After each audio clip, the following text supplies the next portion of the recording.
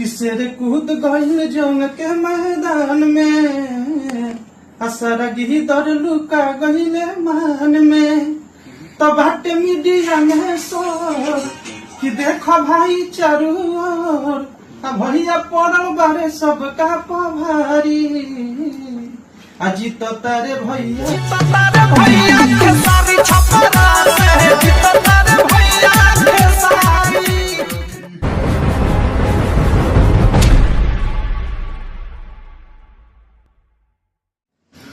चलिए नमस्ते प्रणाम।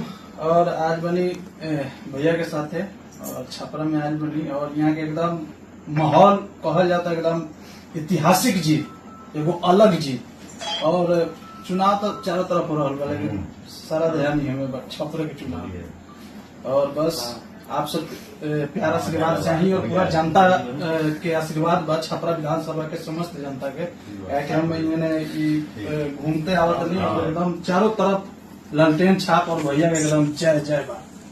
तो बस एगो यह कहे के चाहे हम किसेर कूद गईल जंग के मैदान में असरगी दर लुका गईले मान में तो बाटे मीडिया में शोर कि देखो भाई चारू ओर भैया पड़ल बारे सबका पभारी अजी तो तारे भैया के सारी छपरा से जीतो तारे भैया के सारी एकदम छपरा में ललटेन छाप खेसारी भैया जिंदाबाद जय हो। चलिए नमस्ते प्रणाम।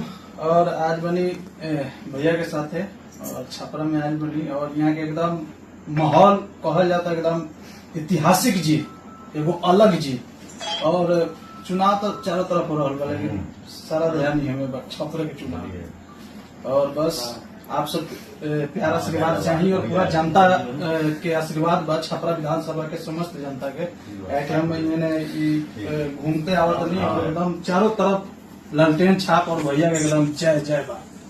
तो बस एगो यह कहे के चाहे हम किसेर कूद गईल जंग के मैदान में असरगी दर लुका गईले मान में तो बाटे मीडिया में शोर कि देखो भाई चारू ओर भैया पड़ल बारे सबका पभारी अजी तो तारे भैया के सारी छपरा से जीतो तारे भैया के सारी एकदम छपरा में ललटेन छाप खेसारी भैया जिंदाबाद जय हो।